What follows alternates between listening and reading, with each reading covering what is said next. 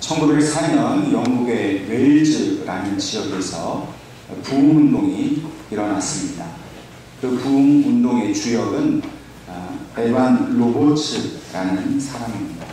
어느 날 이 에반 로버츠에게 성령께서 이 웨일즈 지역에 부흥을 주시겠다라는 그런 강력한 메시지를 받게 됩니다. 이 메시지를 듣게 된 이 에반 로버츠는 이 웨일즈 각 지역을 다니면서 교회마다 찾아가서 부흥회를 인도하게 되었습니다. 그리고 하나님께서 이 시대에 영국 교회 성도들이 또 국민 모두가 하나님 앞에 회개하고 하나님께 다시 돌아오기를 간절히 원하신다는 그런 강력한 메시지를 선포하게 되었습니다. 그는 부흥회를 인도하기 전에 항상 하나님 앞에 무릎 꿇어 기도했습니다. 하나님, 정녕 이 일을 저를 통해서 행하시려는 겁니까? 정말 제가 이 일을 하기를 바라시는 겁니까? 그때마다 성령께서는 함께 하신다는 강력한 임재를 허락해 주셨습니다. 에반 로버츠는 그 기도 가운데 함께 하시는 성령님께 대한 이 확실한 이 부르심 가운데 그를 의지하면서 교회들마다 복음의 말씀, 이 부흥의 말씀을 전하게 되었습니다. 이렇게 각 지역을 순회하면서 말씀을 전하고 나서 자신의 고향으로 돌아오게 되었습니다. 자기가 원래 다니던 교회 담임 목사님을 찾아뵙고 성령께서 지금 저를 통해서 회개의 메시지를 주십니다. 목사님, 제가 저희 교회에서 이 부흥의 말씀을 전할 수 있도록 그렇게 허락해 주십시오. 그렇게 얘기했지만 이 담임 목사님은 정작 이 에반 로버츠의 말을 쉽게 받아들이지 않았습니다. 계속되는 그 간곡한 부탁 때문에 결국 이 담임 목사님은 주중에 아마 우리처럼 이렇게 수요 기도회나 이런 평일 기도회에 그러면 말씀을 전하라 하는 그런 허락을 해 주었습니다. 주일 예배 때 목사님이 광고를 합니다. 에반 로버츠가 기도회를 인도할 터인데 참여하고 싶은 사람만 그렇게 참여를 하라. 그렇게 소극적으로 그렇게 광고를 해 주셨습니다. 이제 그 기도의 시간이 되어서 사람들이 모였습니다. 근데 모인 사람은 10대 청소년 아이들과 또 젊은 청년 몇 명에서 모두 17명이 그 자리에 모였습니다. 에반 로버츠는 그 자리에서 하나님의 강력한 메시지를 증거합니다. 그 메시지를 한 4가지로 정리해서 선포했습니다. 첫 번째는 하나님 앞에서 자신의 모든 죄를 고백하라는 것이었습니다. 두 번째는 자신의 삶 속에서 하나님께 품었던 모든 의심을 제거하라는 것이었습니다. 세 번째는 지금 즉시 성령의 인도하심에 따라 순종할 준비를 하라는 것이었습니다. 마지막 4번째로는 예수님께 대한 자기 신앙 고백을 공개적으로 하라는 것이었습니다. 이 말씀이 끝나자마자 이 17명의 젊은이들은 한 사람도 빠짐없이 모두 강대상 앞으로 나와서 자신의 죄를 고백하고 회개하기 시작했습니다. 모두 다 이 젊은이들이 자기의 가슴을 치고 통곡하고 애통해하면서 울면서 하나님 앞에 나는 이러이러한 죄인이라고 끊임없이 그들은 고백하기 시작했습니다.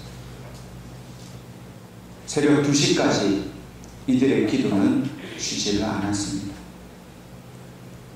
이 소문이 나면서 주말에 다시 한번 기도회가 열렸습니다. 그때 60명이나 되는 사람이 그 기도의 시간을 통해서 자신의 죄를 회개하고 이제는 하나님의 뜻에 합당한 삶을 살겠노라고 회심을 하였습니다. 이 2번의 기도회를 통해서 부흥의 역사가 계속해서 그 웨일즈 지방에 일어나게 되었습니다. 마치 불이 번지는 것처럼 그 웨일즈 지역에 살아가고 있는 모든 교회들마다 이 에반 로버츠를 초청해서 말씀을 듣기를 원했습니다. 에반 로버츠가 설교를 하는 곳곳마다 성령의 역사가 일어났습니다. 마음의 우울증으로 고통당하고 있던 사람들의 마음이 치유받기 시작했습니다. 아픔과 상처가 있던 사람들이 치유받기 시작했습니다. 심지어는 육신의 질병을 갖고 있던 사람들의 그 모든 질병이 다 치료받게 되었습니다. 집회에 참석한 모든 사람들이 자기의 죄를 다 하나님 앞에 회개하고, 그냥 이 회중석에 앉아서 회개한 것이 아니라 모두 한 사람씩 나와서 이 강대상에서 공개적으로 다 자기의 죄를 회개한 겁니다. 단 몇 시간 집회한 게 아닙니다. 한번 집회가 시작되면 며칠 동안 사람들이 나와서 자기의 죄를 회개하느라고 며칠 동안 집회가 끊이지 않고 계속해서 진행되게 된 것입니다. 이렇게 부흥의 역사가 불과 같이 일어나니까 어떤 일이 벌어졌냐면, 그 웨일즈 지역에 있었던 영화관과 술집들이 장사가 안 되는 겁니다. 사람들이 주말만 되면 영화를 보고 저녁만 되면 술을 먹고 취하고 그렇게 살았는데, 모두가 다 교회 가서 회개하고 거기서 은혜 받고 변화되니까 더 이상 사람들이 영화관을 찾아오지 않고 술집을 찾아오지 않는 거예요. 그러니까 영화관과 술집이 망해서 문을 닫게 되는 것입니다. 웨일즈 지역에 이렇게 하나님의 부흥의 역사가 일어났다라는 소문이 나기 시작하면서 이 부흥의 불길이 영국 전역으로 번지게 되었습니다. 모든 교회들마다 모여서 예배만 드리면 성도들이 다 꼬꾸러지고, 예수 안 믿던 사람들이 교회를 찾아와서 자기 죄를 회개하면서 나도 이제는 하나님의 자녀가 되겠다고 회심의 역사가 일어나는데, 그 숫자, 그때 구원받은 사람들의 숫자가 약 100만 명이 됐다고 합니다. 엄청나게 놀라운 일이 이 웨일즈 지역에부터 시작해서 영국 교회로 번져나가기 시작했어요. 여러분, 영국의 이 부흥운동은 영국 안에서만 끝난 것이 아닙니다. 신대륙인 미국에도 그것이 영향을 주었고, 그 영향이 조선 땅에도 임하게 되어서 그것이 평양 대부흥운동으로 연결된 것입니다. 웨일즈 부흥운동의 시작은 회개의 역사로부터 시작되었습니다. 한 사람이 하나님 앞에서 그 부르심을 따라 순종하여서 회개하고 하나님께 돌아가겠다 작정했을 때 한 나라가 살아나게 되었고, 그 한 나라 때문에 세계 여러 나라들이 하나님 앞에 구원을 얻게 된 것입니다. 오늘 우리는 이 나라와 민족을 구원하기를 원하시는 강력한 하나님의 뜻을 우리는 깨달아야 합니다. 지금 이 나라가 하나님의 그 구원을 향해서 더 이상 나아가지 아니하면 지금껏 우리가 겪고 있는 이 어려움보다 더 큰 어려움이 우리에게 닥칠지도 모릅니다. 하나님은 우리가 회개하기를 원하십니다. 하나님의 말씀에 순종하기를 원하십니다. 믿는 자들이 먼저 하나님 앞에 회개하고 돌아갈 때에 아직도 주님을 알지 못하고 죽어가고 있는 그 영혼들을 하나님께서는 부르기를 원하십니다. 한국교회가 다시 부흥되기를 원하시는 것, 그것이 아버지의 뜻인데 누구도 그 아버지의 뜻에 순종하는 사람이 없습니다.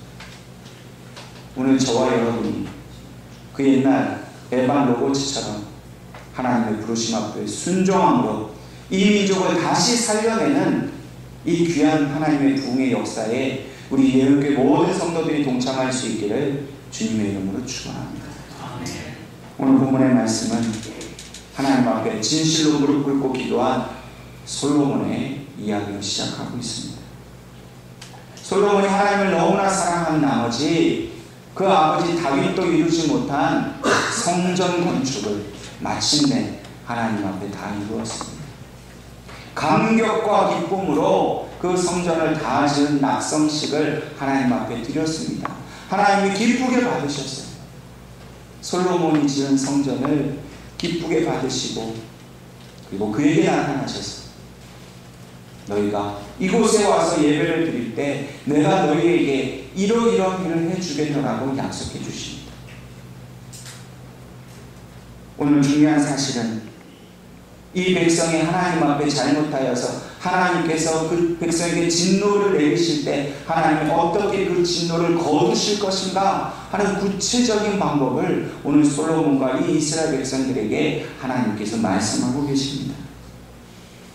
하나님의 진노가 어떻게 임합니까? 13절 말씀을 보니까 혹 내가 하늘을 닫고 비를 내리지 아니하거나 혹 메뚜기들에게 토산을 먹게 하거나 혹 전염병이 내 백성 가운데에 유행하게 할 때에. 그럼 이 세 가지 경우가 바로 이 범죄한 백성을 향한 하나님의 진노가 구체적으로 이렇게 나타날 것이다 라는 것을 보여주는 말씀입니다. 다시 말해서 백성이 하나님의 말씀을 거역하고 하나님께서 진노하게 될 때에는 하나님께서는 반드시 그 백성에게 그들이 누리고 있는 모든 것을 다 빼앗으시겠다고 말씀하시는 겁니다. 그들이 자랑하는 것, 그들이 누리고 있는 모든 것을 다 황폐하게 만드시겠다. 이것이 바로 하나님의 진노라는 것입니다. 영국 웨일즈에서 부흥운동이 일어났던 당시에 그 영국 상황은 사실은 객관적으로 보기에는 너무나도 영국의 전성기를 맞은 시간이었습니다. 영국에서 산업혁명이 일어났습니다. 국가적으로 부강해졌습니다. 전 세계 1등 국가가 되었습니다. 수많은 물품들이 세계로 팔려져 나가고 세계에 있는 모든 돈이 영국으로 모아졌습니다. 자연히 영국이라는 나라가 부유해지고 그 땅에 살고 있던 영국 국민들이 부유해졌습니다. 그런데 그들이 부유해짐으로 인해서 하나님을 떠나게 됐다는 겁니다. 돈이 많아지니까 주말만 되면 어디 가서 맛있는 거 먹을까? 어디 가서 놀러 갈까? 어떻게 하면 이 많이 버는 돈을 쓸까만을 생각하다 보니까 그들이 점점 술과 오락에 빠지게 됩니다. 교회를 가기보다는 세상의 즐거움을 찾아 떠나게 된 겁니다. 그들은 육신적으로는 부강해졌는지 모르지만 그들의 정신과 영혼은 철저하게 피폐되어졌습니다. 사람들은 점점 물질의 노예가 되었고 육신의 쾌락을 끊지를 못하게 되었습니다. 그것이 바로 그들이 하나님을 떠난 고통이었고 하나님께서 영국 국민들에게 내린 그런 진노였습니다. 오늘 우리 한국 사회가 이때의 영국 사회와 별반 다르지 않습니다. 우리도 너무 잘 살게 되면서부터 그냥 먹고 마시는 일에 모든 마음과 정신을 빼앗겼습니다. 사람들은 더 이상 교회 가지 않습니다. 주말만 되면 놀고 먹고 놀 때를 찾아 떠납니다. 하나님을 떠나고 세상의 유혹과 시험에 빠진 것, 그것이 바로 이 백성이 당하게 된 하나님의 진노입니다. 스스로 죄악에 지금 빠져 있습니다. 그러면서도 깨닫지 못합니다. 죽어가고 있는데도 자신이 죽어가는 것을 모르고 있는 것이 지금 이 땅에 살아가는 사람들의 영적인 상황입니다. 하나님은 우리가 스스로 지은 죄로 인하여서 고통당하는 것을 내버려 두십니다. 그러면서도 동시에 하나님께서는 이 모든 죄악에서 구원 얻을 수 있도록 우리에게 구원의 길을 열어주셨습니다.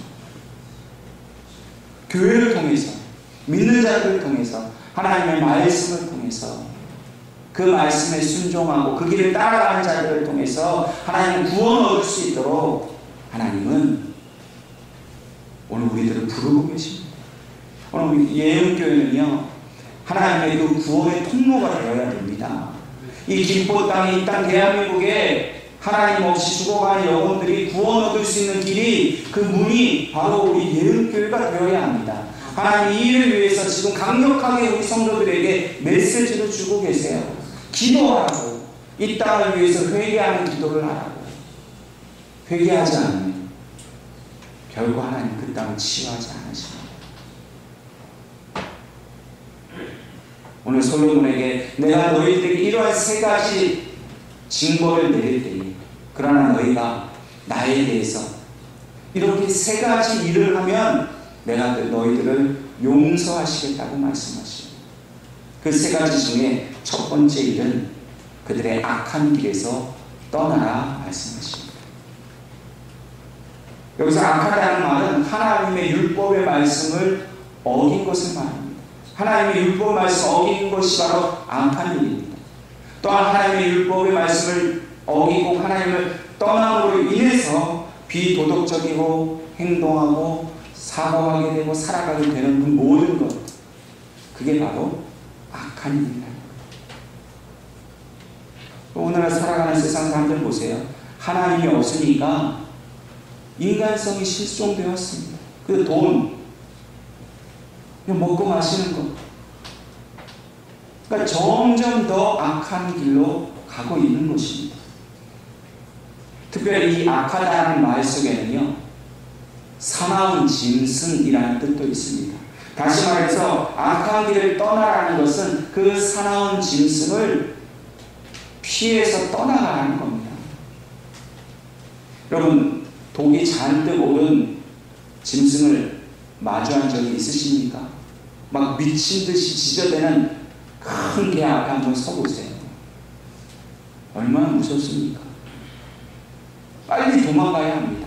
그렇지 않으면 그 짐승이 나를 덤비는 순간 이겨낼 재간이 없는 것이죠. 물리게 됩니다. 하나님께서는 우리 앞에 있는 이 땅의 죄악이 바로 사나운 짐승과 같다고 말씀하십니다. 그 악한 길을 떠나라는 것은 더 이상 세상을 향하여 그 즐거움을 향하여 그 죄악을 향해서 가지 말라는 거예요. 피하라는 겁니다. 그 악한 길을 떠나와야 됩니다. 그 악한 짐승을 피해서 도망와야 됩니다. 하나님 품에 안겨야 합니다. 그래야 우리가 살 수 있습니다. 이 민족이 살 수 있는 길은 악한 길을 떠나는 길입니다. 계속해서 그 길에 서 있고 미련하게 그 길로 계속 가면 결국 그 사나운 짐승과 같은 사단에게 먹히고 만다는 거예요. 아직도 기회가 남아 있습니다. 악한 길을 떠나야 합니다. 우리 개인적인 신앙 가운데서도 악한 길로 가고 있다면 우리가 회개하고 돌아서야 됩니다. 이 민족이 악한 길에서 돌아올 수 있도록 기도하고 우리가 회개해야 합니다. 물론 세상에는 매력적인 것들이 많이 있습니다. 좋은 것들이 많이 있잖아요. 하나님이 지으신 세상. 여러분, 돈이 얼마나 좋습니까? 돈만 있으면 먹고 싶은 건 다 먹고 가질 수 있는 건 다 가질 수 있습니다. 그러나 그런 것들은 모두 다 하나님의 피조물에 불과한 것입니다. 물질, 명예, 학벌, 오락쾌락, 이런 것들을 하나님을 사랑하는 것보다 더 많이 사랑하게 되면 결국 그것은 하나님이 주신 축복의 선물이 아니라 오히려 사나운 짐승처럼 우리를 잡아먹게 되는 가장 두렵고 무서운 것이 되는 거예요. 돈을 잘 쓰면 하나님의 축복이에요. 여러분, 돈을 성교하는 일에, 사람 돕는 일에 잘 써보세요. 얼마나 하나님 더 복 주신지. 근데 돈 그냥 내 육신과 내 입만을 위해서 써보세요. 결국 그 돈이 나를 잡아먹어요. 인간의 부패는 결국 하나님께서 창조하신 모든 것을 파괴하는 일을 만들었습니다. 여러분, 공기가 오염되고 물이 오염돼서 요즘 우리가 난리지 않습니까? 그 누구 때문입니까? 그 인간이 다 한 거예요. 우리가 무분별하게 자원을 쓰고 인간의 탐욕 때문에 함부로 자연을 손대니까 그 자연이 우리를 보복하는 거예요. 여러분, 인간성이 실종되었습니다. 도덕이 깨어진 지가 오래돼요. 어린아이들에게 어른이 함부로 말 못합니다. 되려 해코지 당하기 때문에. 이제 위아래도 없고 서로 간에 뭐 어떤 우애나 사랑, 의리도 없고 다 모든 사람이 이기적으로 변했습니다. 사회적으로 또 어떻습니까? 이 성적인 타락이 얼마나 심한지 몰라요. 이 성적 중독이 가장 심각한 경우가 바로 이 동성애입니다. 성적으로 중독의 그 끝판왕이 동성애입니다. 뭐 동성애를 인정하라고 이 세상에 얼마나 떠듭니까? 뿐만 아니라 이 성적인 범죄를 뭐 심각하게 증거하고 있습니다. 다 왜 그래요? 하나님을 떠났기 때문에. 하나님을 떠났기 때문에. 성경에는 하나님께 범죄한 백성이 온갖 전염병과 전쟁과 기근으로 하나님 앞에 저주를 받고 형벌을 받은 이들이 너무나 많이 기록되어 있습니다. 그들은 다 하나님 앞에 그 형벌을 받고 다 죽었습니다. 죽음을 면치는 못하는 겁니다. 오늘 이 시대가 만약 구약시대와 같은 시대라면 하나님의 불이 아마 이 대한민국 전국을 다 불태우고 있습니다. 하나님이 진노하시는 만큼 불을 내렸다면 소돔과 고모라가 불타는 것처럼 이 대한민국 전체가 다 불타고 올라탔습니다. 근데 실제로는 불이 지금 하나도 내리지 않습니다. 왜 그런 줄 아세요? 하나님께서 불로 심판하시는 것이 아니라 그 아들을 우리에게 보내심으로 회개하는 자에게 하나님이 구원을 주시려고 더 이상 불로 진노하시는 것이 아니라 불 대신 하나님의 사랑을 우리에게 보내주십니다. 여러분, 우리가 받아야 할 벌입니다. 우리가 죽어야 되는데 그 모든 진노와 형벌을 우리 주님 예수님이 다 받으셨어요. 하나님이 원하시는 건요, 우리가 죄지었다고 우리를 벌 주셔서 우리를 죽이는 게 하나님 뜻이 아니라 범죄한 우리가 예수 그리스도의 피로 말미암아 다시 하나님께 돌아오기를 바라는 것이 이 시대를 향한 하나님의 뜻이에요. 하나님은 이 대한민국 백성을 구원하기로 원하십니다. 우리가 회개하면 하나님은 물어보지도 않으시고 무조건적으로 우리를 용서하시고 구원하시고, 근데 우리가 회개하지 않아요. 한국교회가 회개하지 않습니다. 우리가 회개하지 않아요. 하나님께 원망만 해요. 왜 나는 저 사람처럼 더 잘 살지 못하냐고, 왜 내 자식은 저 아들보다 더 많이 더 똑똑한데 왜 더 잘 안 되냐고. 모두 복복 돈만 합니다.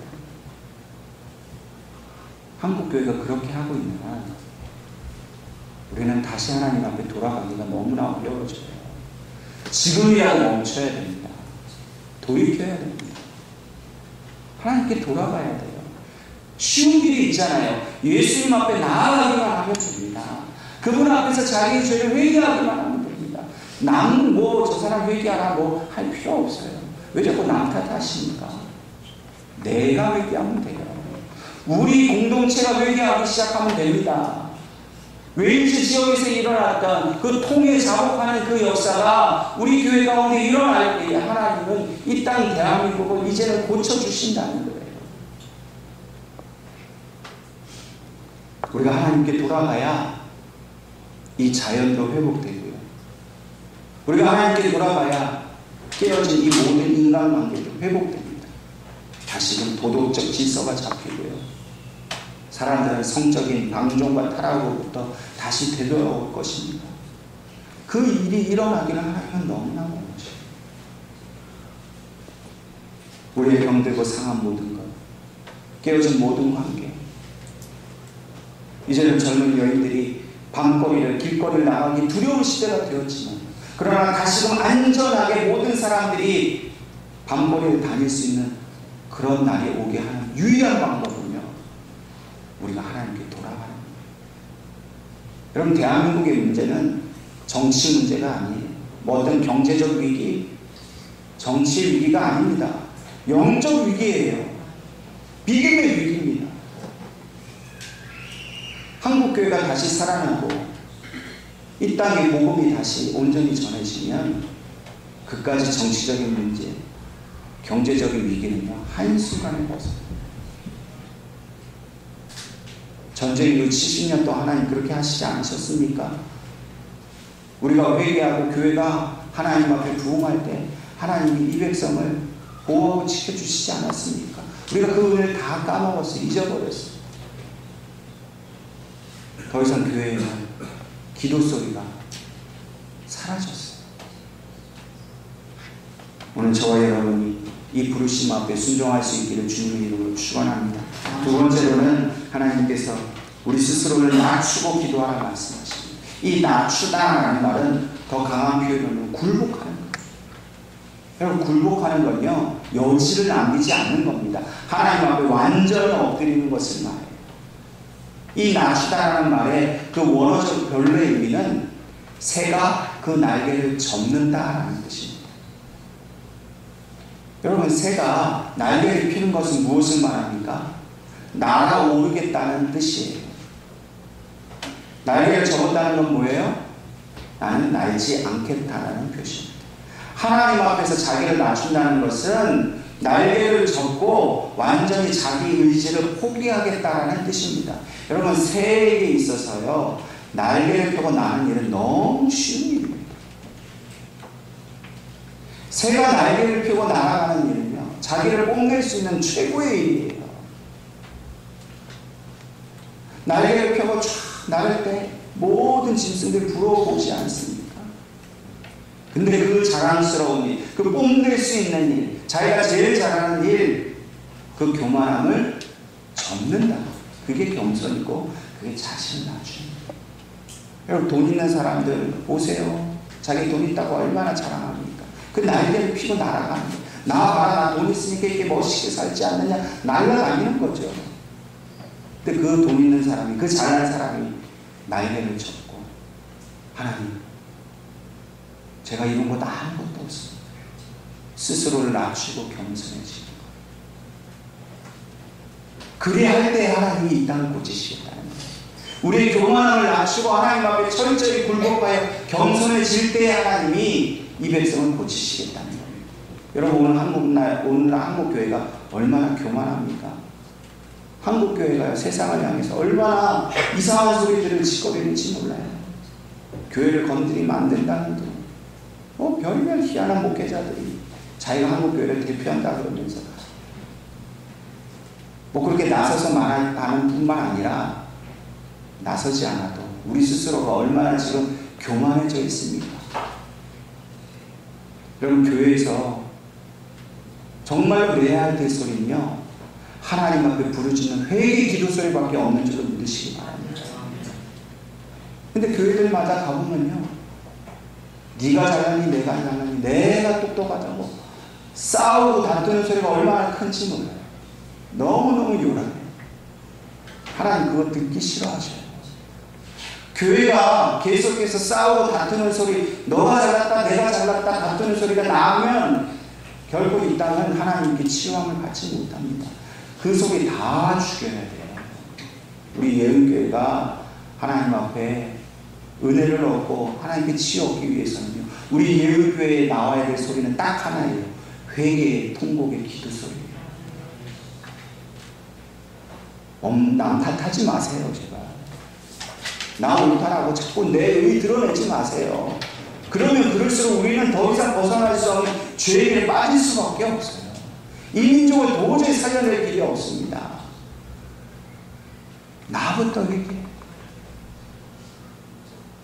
우리 예은교회가 하나님 나라의 부흥을 위한 이 회개의 기도 소리가 차고 넘치는 교회가 될 수 있기를 주님의 이름으로 축원합니다. 전쟁이 중단된 지 70년이 되었습니다. 북한은 여전히 핵무기를 포기하지 않고 있고 남과국은 계속해서 긴장 관계가 있습니다. 이 땅의 평화는 정치인들이 하는 게 아니에요. 그들은 하나님께 쓰임받을 뿐입니다. 고통당하는 북한에 있는 동포들을 살려내는 길은 이 땅의 교회들이 다시 회복되어야 하는 것 때문입니다. 그래야 북한 땅에 교회가 다시 세워지고, 그래야 그 믿는 자들을 통해 하나님이 그 북한 땅을 해방시키시는 거예요. 저와 여러분이 겸손해야 합니다. 우리가 북한보다 좀 잘 산다고 교만하면 안 됩니다. 여러분, 지금도 북한의 지하교회 성도들은요, 목숨 걸고 신앙생활을 하고 있어요. 그들이 울고 통곡하며 기도하고 있습니다. 우리가 한국교회가 높고 화려한 건물 지었다고 북한에 있는 지하교회보다 더 우리가 신앙생활 잘하는 것처럼 착각하면 안 돼요. 하나님 보시기에 누가 더 진실한 교인 같아 보이겠습니까?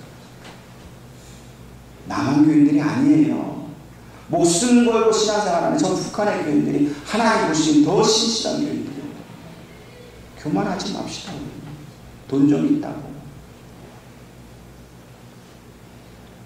세 번째로 하나님께서는 하나님의 얼굴을 구하라 말씀하십니다. 이 얼굴은 은혜의 표시입니다. 하나님께서 그 얼굴을 우리에게 만약 돌려버리시면 우리는 결코 구원 얻을 기회가 없습니다.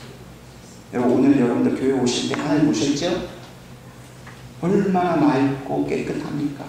하나님의 빛이 바로 이 오늘 비춰진 태양처럼 환하게 비춰져야 우리가 삽니다. 만약 여러분들 예배 끝나고 나가시면 갑자기 태양이 사라지고 어둠이 왔다고 생각해 보세요. 이게 무슨 일인가? 극심한 공포와 두려움에 빠질 수밖에 없어요. 하나님의 얼굴을 구해야 합니다. 그분이 그 얼굴을 돌리시면 우리는 세상의 모든 절망과 고통 속에서 아무것도 할 수 없는 그 연약한 존재가 되어버립니다. 하나님의 얼굴을 구하는 것만이 우리 민족이 살 길입니다. 영원토록 찬란하고 아름다운 빛을, 그래서 그 빛 가운데 식물이 자라나고 우리가 힘을 얻고 살아난 모든 소생할 수 있는 생명력이 바로 그 태양에서 나오는 것처럼 하나님의 얼굴에서 우리의 심령이 살아나고 민족이 살아날 생명력이 바로 거기서 나오는 거예요. 수출이 잘해서 되는 게 아닙니다. 돈을 많이 벌어서 되는 게 아니에요. 돈 때문에 이 민족이 이렇게 지금 타락해졌고 하나님을 떠나지 않았습니까? 하나님을 구하십시오. 말씀을 구하세요. 하나님의 은혜를 구하세요. 이제 또 돈돈돈하며 살았던 내 자신을 회개하고 하나님 앞에 땅을 치면서 회개하지 않으면 하나님이 그 얼굴을 우리에게서 돌릴지도 모른다는 거예요. 이 세 가지 기도 가운데 하나님께서 마침내 우리의 죄를 사하시고 우리의 땅을 고치시겠다고 약속하십니다. 이 땅을 고친다는 말은 악으로 물든 우리가 거하는 이 땅을 하나님께서 처음 창조하신 본래의 목적대로 회복시키시겠다는 거예요. 하나님은 회개하는 민족의 기도를 결코 외면치 않으십니다. 이스라엘 백성 하나님의 이 부탁을 거역하였습니다. 그러나 그때 위기의 순간마다 이스라엘 백성을 위해서 기도하는 사람들이 있었습니다. 선지자들이 하나님 앞에 이 민족을 위해서 이 땅을 고쳐달라고 기도했습니다. 그런데 그 선지자 한 사람의 기도를 하나님 들으시고 그 땅을 용서해 주셨어요. 하나님은 이 땅을 용서하기로 작정하셨습니다. 그래서 예수님을 2000년 전에 보내주신 거예요. 하나님 지금도 우리를 용서하고 싶어 하십니다. 우리가 예수 그리스도의 십자가를 붙들고 회개하기만 하면 하나님은 이 땅을 고치시고 용서하실 거예요. 저와 여러분이 이 부르심에 택한 바는 하나님의 선지자입니다. 기도하십시다. 민족을 위해, 가정을 위해 하나님 앞에 우리가 돌아갈 수 있게 해달라. 그렇게 기도하신 저와 여러분이 될 수 있기를 주님의 이름으로 축원합니다. 아버지